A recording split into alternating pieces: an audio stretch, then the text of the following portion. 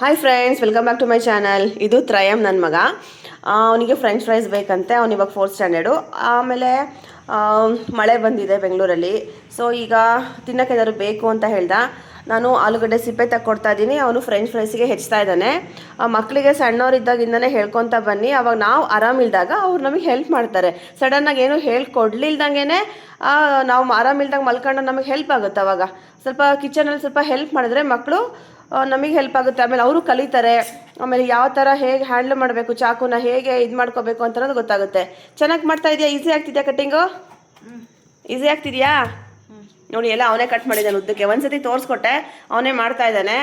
ಆಮೇಲೆ ಸಣ್ಣ ಪುಟ್ಟ ಕೆಲಸಗಳ ಪಾತ್ರೆಗಳನ್ನೆಲ್ಲ ಗೊತ್ತಿರುತ್ತೆ ಎಲ್ಲೆಲ್ಲಿ ಅಂತ ಹೇಳಿ, ಅದನ್ನೆಲ್ಲ ಎಲ್ಲೆಲ್ಲಿ ಇಡಬೇಕೋ ಅಲ್ಲಿ ಇಡಕ್ಕೆ ಹೇಳ್ರಿ, ಡ್ರೈ ಆಗಿರುತ್ತೆ. ಸಣ್ಣ ಪುಟ್ಟ ಕೆಲಸ ಎಲ್ಲ ಮಾಡ್ಕೊಡ್ತಾನೆ ನನ್ನ ಮಗ. ಚಪಾತಿ ಬೇಯಿಸ್ತಾನೆ, ಪಡ್ಡು ತಿರುವಾಗ್ತಾನೆ, ಆಮೇಲೆ ದೋಸೆ ತಿರುವಾಗ್ತಾನೆ.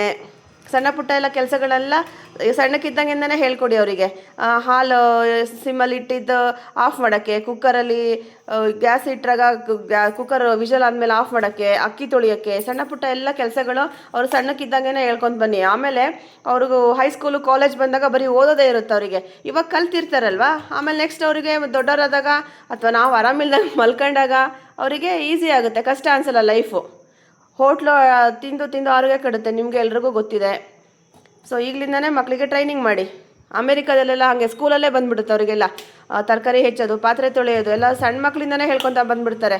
ನಾವು ನಮ್ಮ ಇದರಲ್ಲಿ ಏನು ಮಾಡ್ತಾರೆ, ಗಂಡು ಮಕ್ಕಳು ಓದಬೇಕು, ಮನೆ ಕೆಲಸ ಮಾಡಬಾರ್ದು ಅಂತ ಅನ್ನುತ್ತೆ. ಅದು ಮಾಡಿಸ್ಬೇಡಿ. ಯಾಕಂದರೆ ಗಂಡು ಮಕ್ಕಳು ಹೆಣ್ಮಕ್ಳು ಇಬ್ಬರು ಈಕ್ವಲ್ಲು. ಇವಾಗ ಎಲ್ಲ ಕೆಲಸ ಗಂಡು ಮಕ್ಕಳಿಗೆ ಗೊತ್ತಿರಬೇಕು.